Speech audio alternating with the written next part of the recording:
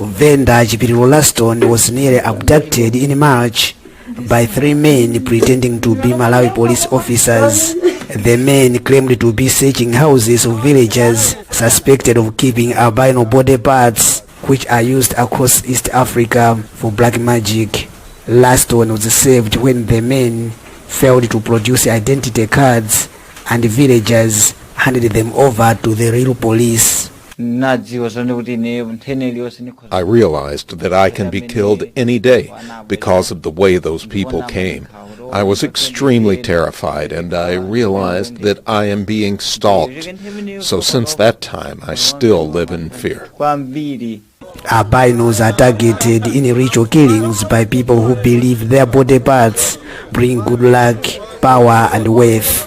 Police say at least 25 albinos have been killed in Malawi since 2014, and albino graves are often robbed not of jewelry but of bodies. Malawi authorities this year reacted to public pressure by distributing mobile personal security alarms.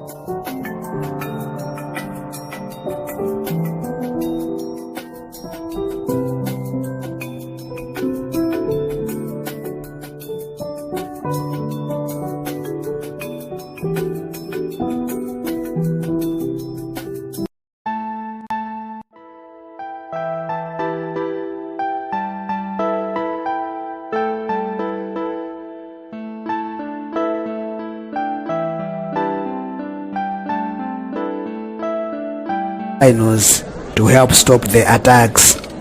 As government, we are trying to create a conducive environment for the persons with albinism.